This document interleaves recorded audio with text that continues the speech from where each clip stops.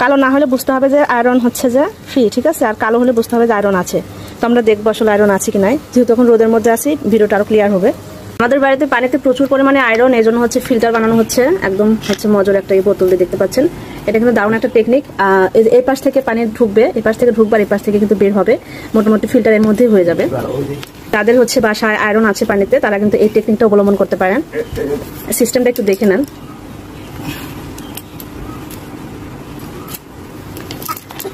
এই বোতলের মুখটা লাগাই দিবা?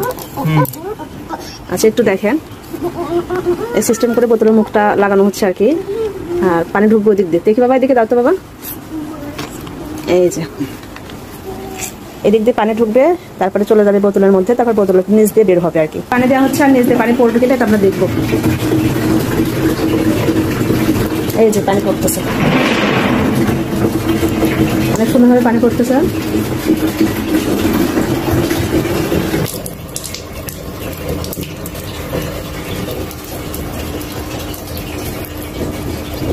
বেশ ভালো জোরে পানি পড়তেছে।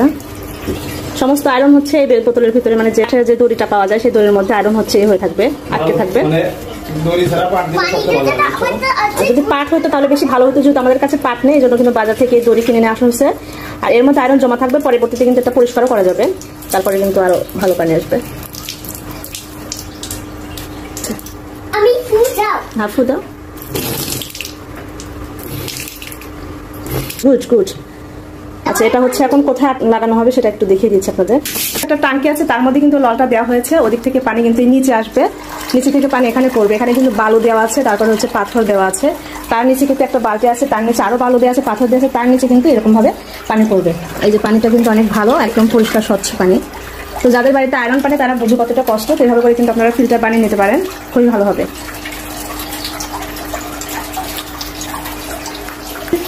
দেখেন কত জোরে পানি পড়তেছে, এই যে পানি কতটা সুন্দর আসছে একটু দেখবো আমরা।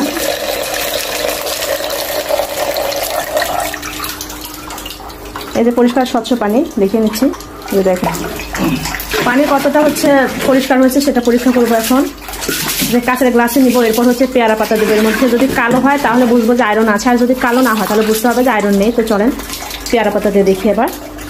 আর এই যে আমাদের পেয়ারা গাছ, পেয়ারা পাতা এখন ছিঁড়ে নিয়ে এখনই হচ্ছে এখানে পরীক্ষা হয়ে যাবে আর কি। এই যে দেখেন, কোনো কারচুপি ভিডিও না, কারণ হচ্ছে এটা সবার অনেক হেল্প হবে যদি সঠিক হয় আর কি।